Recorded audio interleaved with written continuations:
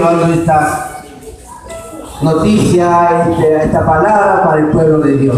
Entonces recibamos al pastor Aristóteles con fuertes aplausos en el nombre de Jesús.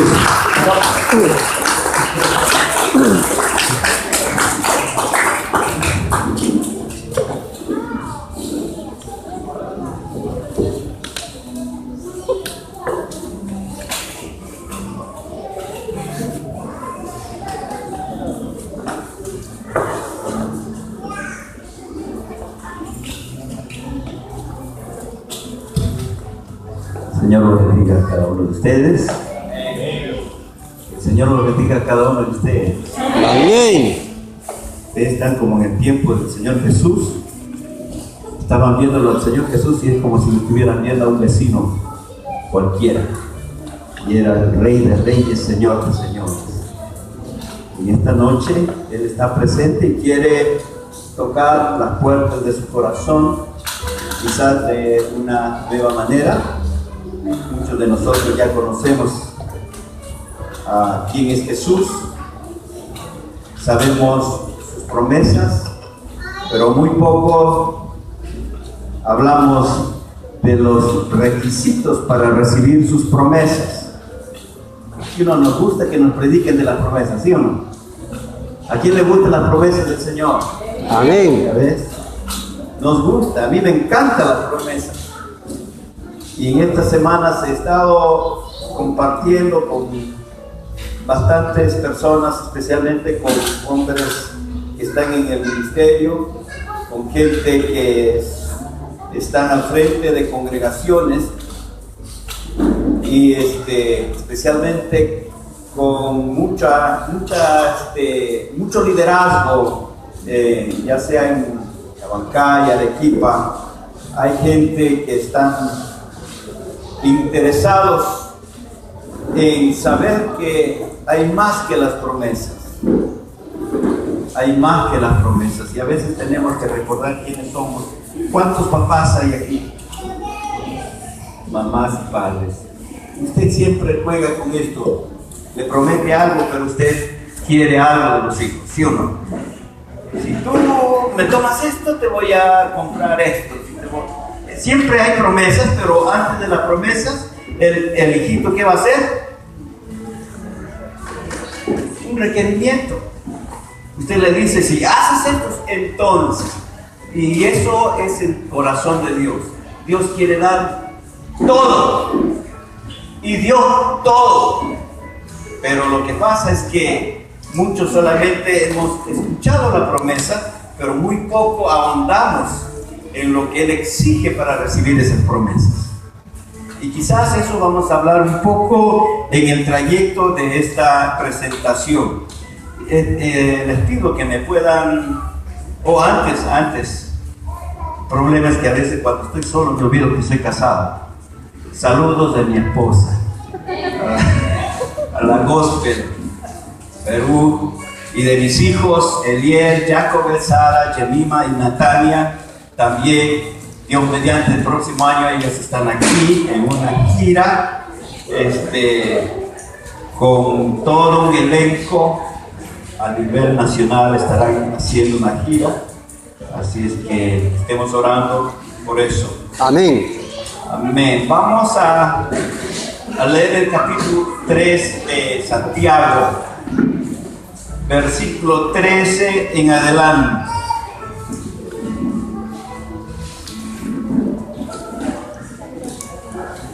Amén.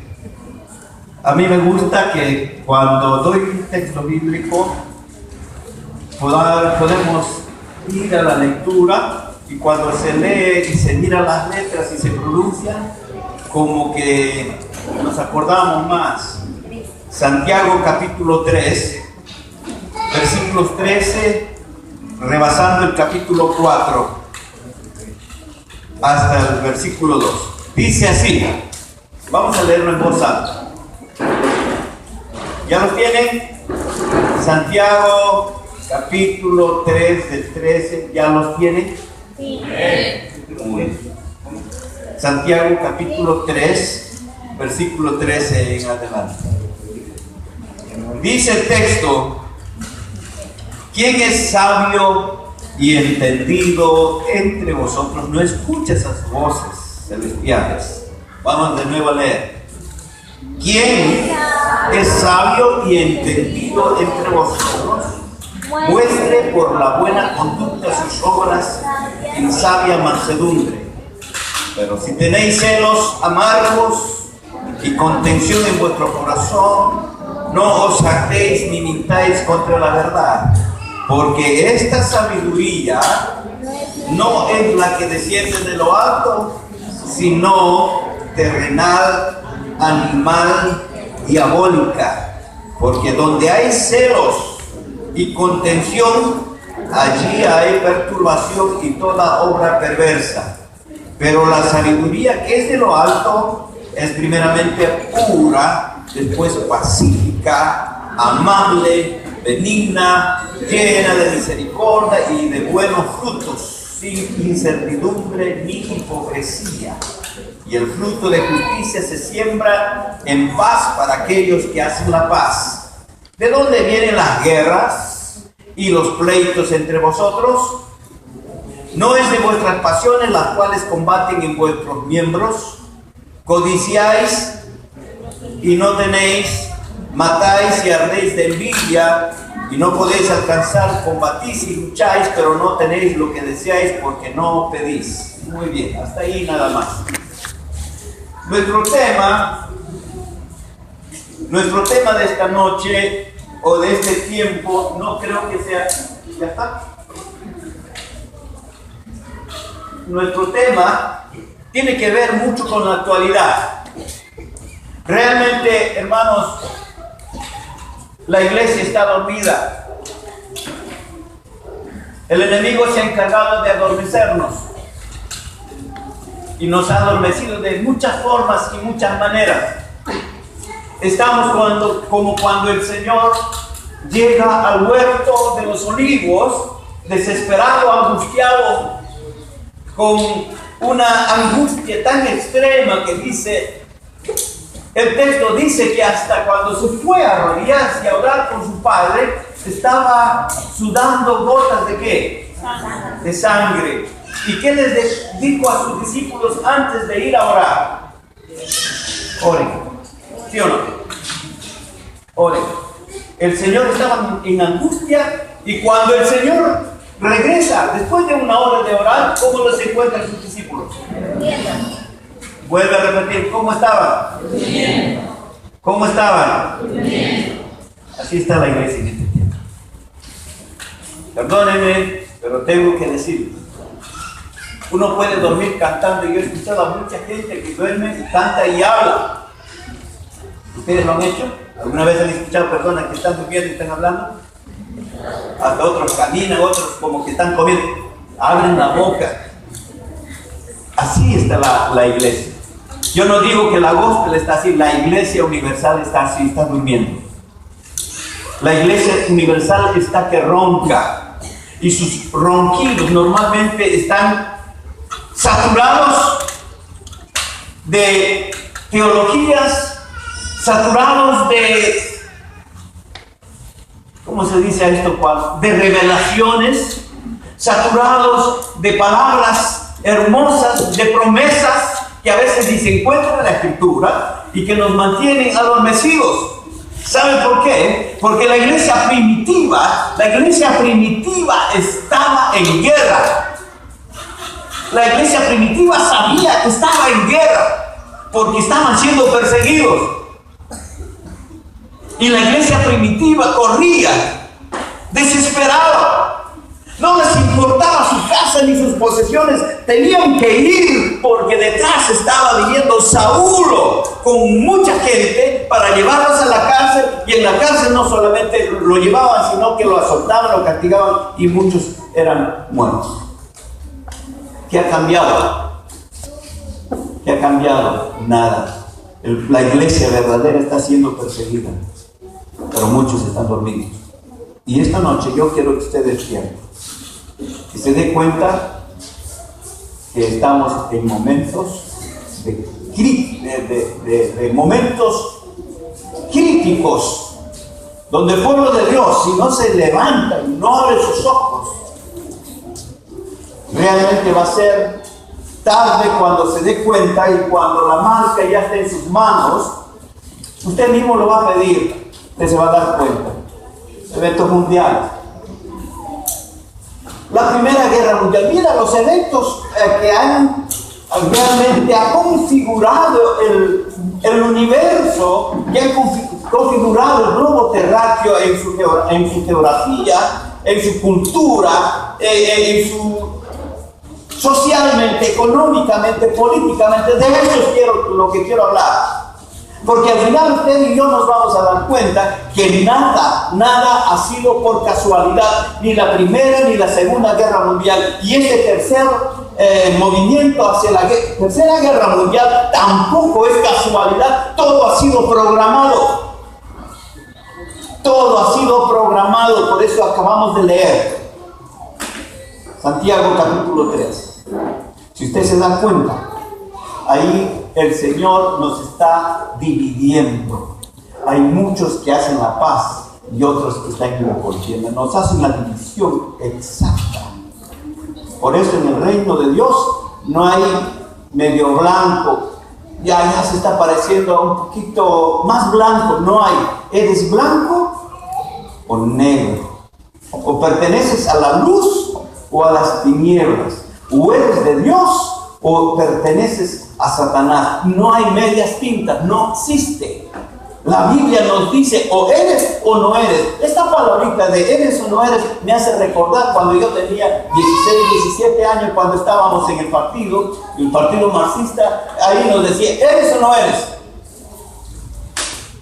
Y esa palabra no es nueva, ya estaba en la palabra de Dios.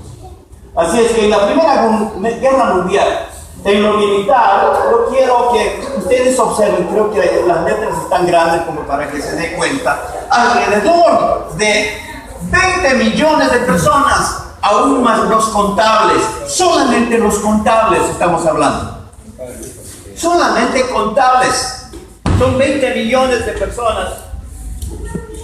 Hay un elemento extraño por ahí. No eres tú, Dani. Y la primera, quizás podríamos sacar estos stickers para que todos puedan.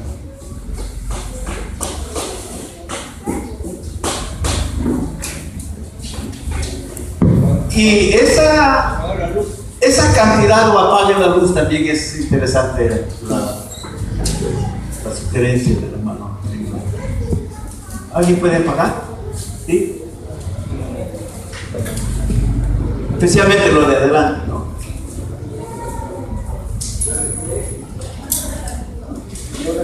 La idea no es que me vean a mí, sino que vean la información. Al final les puedo dar una foto mía. ¿Alguien puede ver? Ya, eso está mejor. Ahí está mejor. Entonces, miren, ahí vemos que alrededor de 20 millones de personas contables, los que murieron en la Primera Guerra Mundial. Fuera de los discapacitados e incapacitados, aquellos que fue a raíz de la guerra, muchos perdieron sus miembros, ya sean superiores, inferiores, muchos viudas, huérfanos.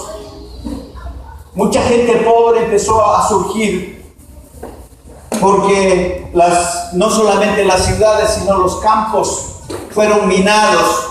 Mucha gente después de la guerra murieron también porque pisar una mina, pues pisar algo que habían dejado ellos, causaron la muerte, y eso no se contabiliza.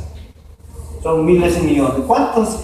¿Cuántos habitantes tiene actualmente el Perú? 27 creo, ¿no? 30 millones. Miren, si esa guerra hubiera pasado aquí, solamente quedaríamos 10. Es terrible eso. En lo político, 4 imperios autoritarios desaparecen.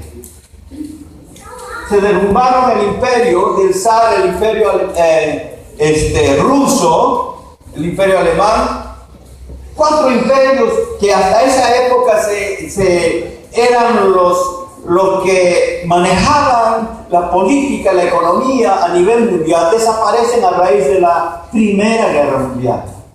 Yo voy a ir mencionándolos, como es bastante información, solamente que vayan apuntando, los que tienen lapicero apunten esto. Esto no está en la información. Usted ha estudiado en Historia Universal, en la escuela, en la secundaria especialmente. En la Historia Universal se estudia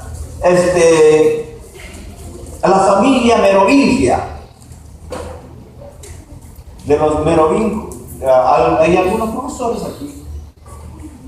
No hay nadie, ahora desaparecen. Yo sabía que había como 30 profesores aquí.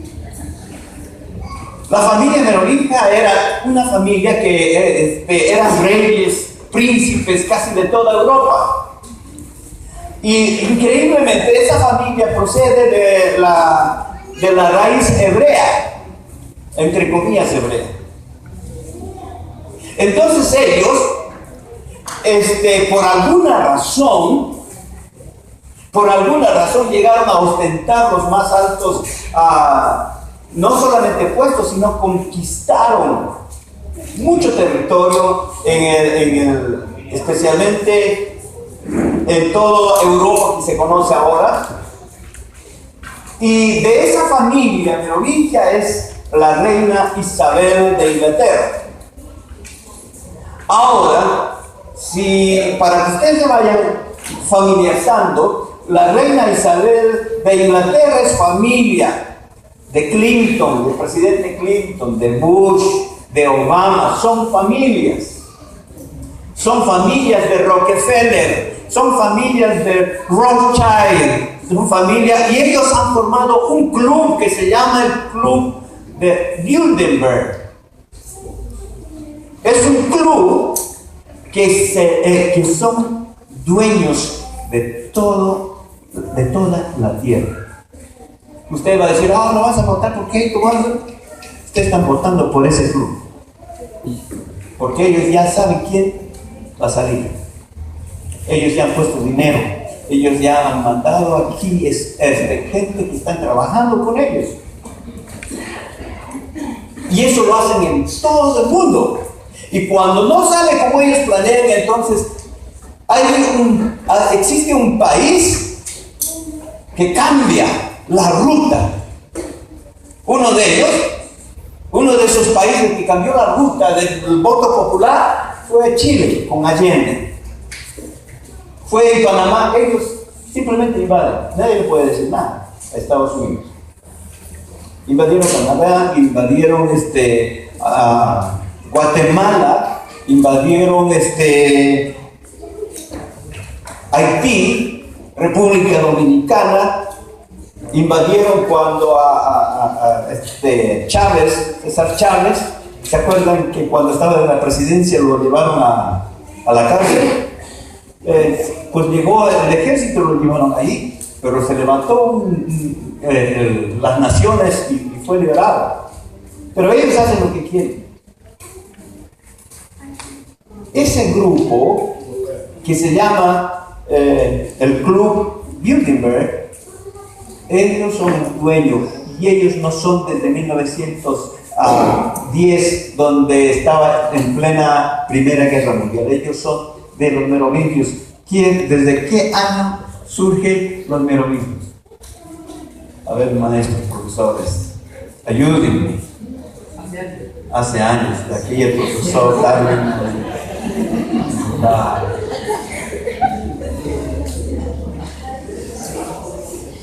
Después de la Primera Guerra Mundial se configura no solamente Europa, se configura Japón, se configura los nórdicos, se configura Asia, se configura un poco nuestro país también, porque mueren algunos gente de poder económico y surgen otros.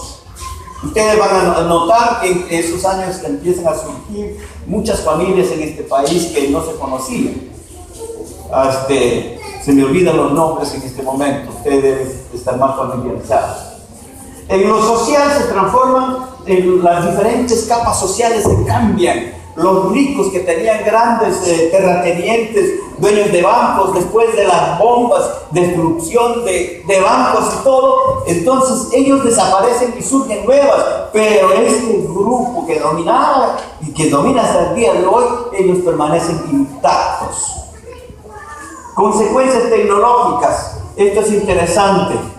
Miren lo que dice: la contienda generó un intenso desarrollo de los instrumentos y técnicas de guerra, fusiles de repetición, ametralladores, gases venenosos, dando origen a la guerra biológica y química. Hubo tanques, dirigibles y aviones, también se practicaron los bombardeos a la ciudad, la artillería multiplicó los calibres, aumentó el alcance y mejoró los métodos de corrección, el transporte motorizado se generó. Lo que quiere decir de que después de la Primera Guerra Mundial hubo un avance tecnológico, especialmente en la construcción de nuevas armas.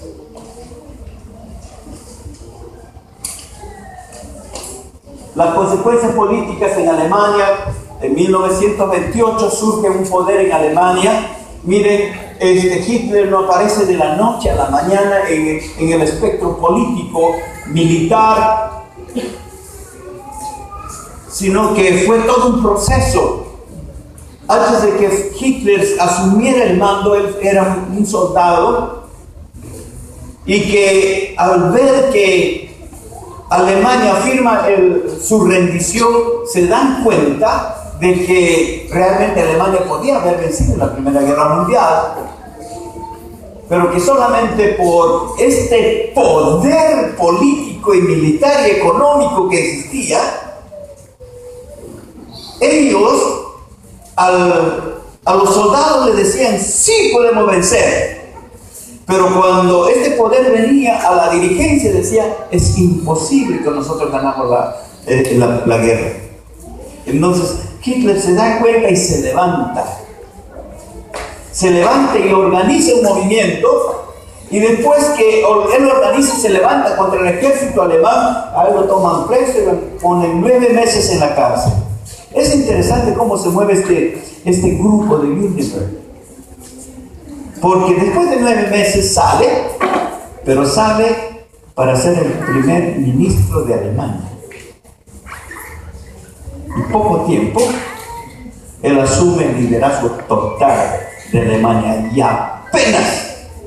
apenas él es nombrado el líder nacional de Alemania, empieza toda una serie de ataques a los países con los cuales Alemania había firmado tratados de paz. Casi los primeros ataques de Alemania fueron sorpresivos, como fue sorpresivo el ataque de Chile a Perú. Ustedes han estudiado la historia de Perú. Fue sorpresivo. La Segunda Guerra Mundial, quiero correr porque yo sé que están ustedes ávidos de saber la actualidad. En la Segunda Guerra Mundial me interesa el costo. ¿Cómo decirles? 3, casi 4 veces la población actual de Perú murieron en la Segunda Guerra Mundial. Cerca de 100 millones de personas murieron en la Primera Guerra Mundial. Eso los contables. Yo no sé si a usted pone los pelos de punta, pero saber de que 100 millones de personas, casi 4 veces la población del Perú, fueron aniquilados. Esos los que se contaron. Nunca se sabrá cuántos murieron en Nagasaki y en Hiroshima. Nunca se sabrá cuántos barcos se hundieron en alta mar. Se cuenta que creo que 200, pero nadie sabe cuántos tripulantes tenían esos barcos. Estamos hablando de miles, de millones de personas que por el interés de un grupo que se llama Bilderberg murieron esa cantidad. Y eso no es nada comparado con lo que ya está sucediendo. con lo que ya está sucediendo. Eso fuera de las... Si ustedes miran, ¿cuánto perdió Estados Unidos? 400,000 ciudadanos. Ahora observa. 27 millones en la Unión Soviética. Gracias, hermanita. Hubiera sido un cafecito con pan. Gracias, hermano. Está bien. Imagínense.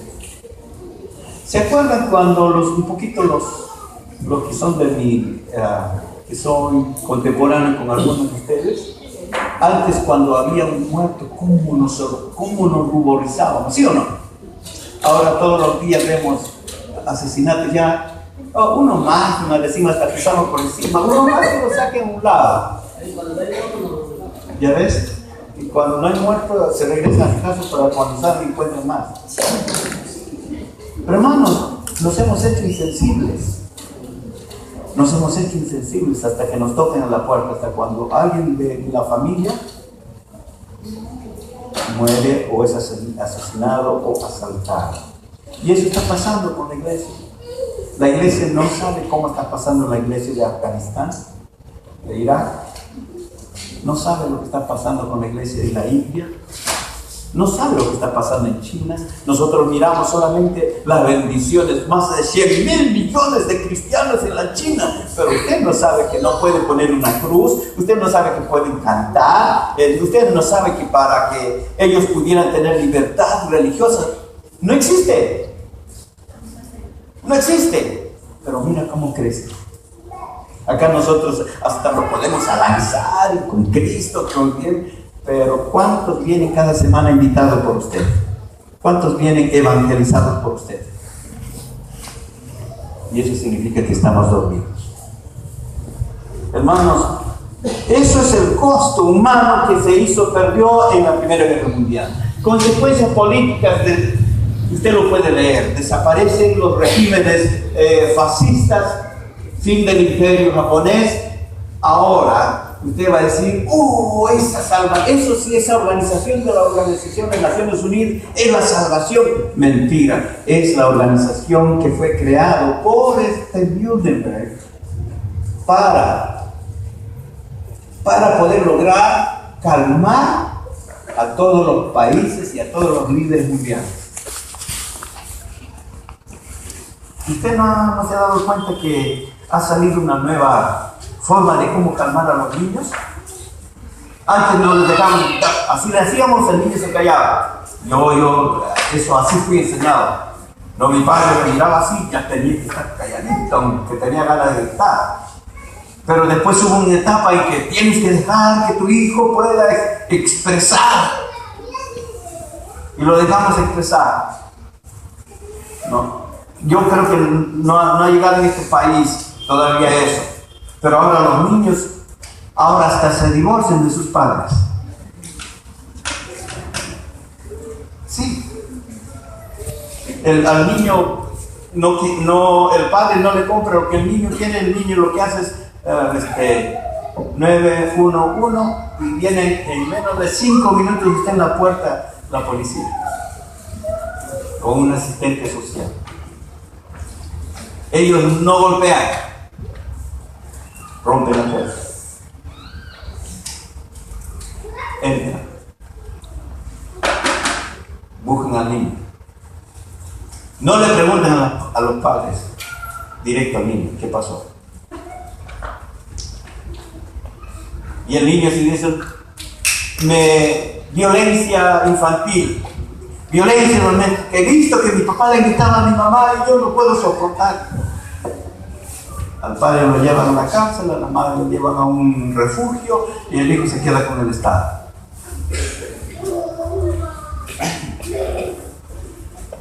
Ahora son los hijos quienes mandan en la casa.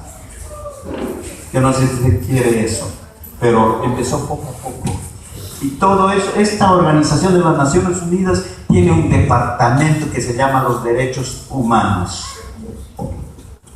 Ahora, los derechos humanos son los derechos para el delincuente, no para la víctima. ¿Usted se da cuenta? No es derechos humanos para la víctima, sino para la delincuencia. Igual que lo que está pasando, es lo que está sucediendo con los jueces. Acabo de ver que a una señora, la pareja lo ha apedreado, lo ha metido en una fosa, lo estaba apedreando. Llega la policía, se lo lleva a la cárcel y